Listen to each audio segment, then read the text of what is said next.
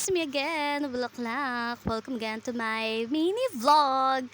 Since guys, ito ang video na ito is about work, let's talk about one thing na halos lahat tayo ay nakakaranas, which is how to survive in the workplace.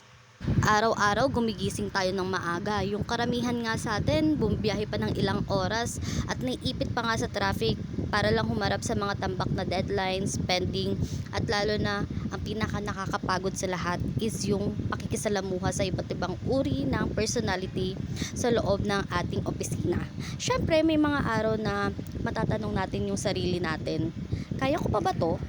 If you are feeling drained, overwhelmed, or questioning your worth at work right now, I want to remind you a few important truths. First, you are stronger than the stress you face. Yung mga pagsubok na nararanasan mo ngayon, yung mga mabibigat na workloads, pendings, pati na rin yung mga self-doubt, they are not meant to break you. They are meant to build you. Bawat pagsubok sa trabaho ay training ground para sa next level ng buhay natin. Second is, your worth is not defined solely by your productivity.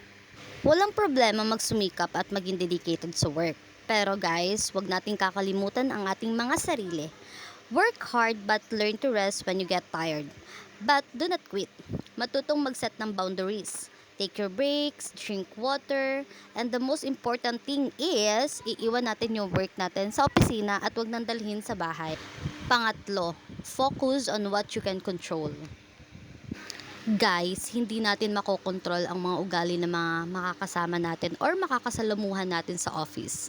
Yung mga biglaang pagbabago ng mga deadlines, yung biglaang pagfa-follow up ng mga pendings, sa tambak-tambak na ginagawa natin, syempre dyan na magkakabuhol-buhol yung schedules natin kasi hindi natin kontrolado ang lahat.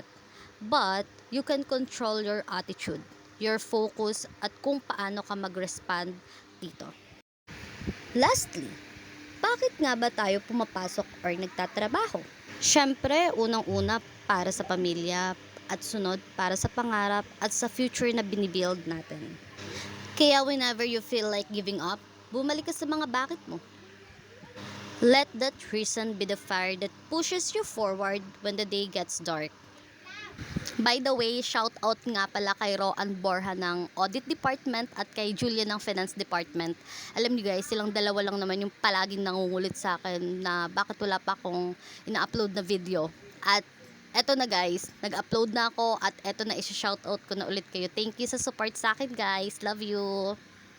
And okay, that's all. Have a great day. Stay safe. Maulan ngayon, kaya kung wala kayong importante na pupuntahan, stay at home and rest. And enjoy the rest of the video. Thank you guys.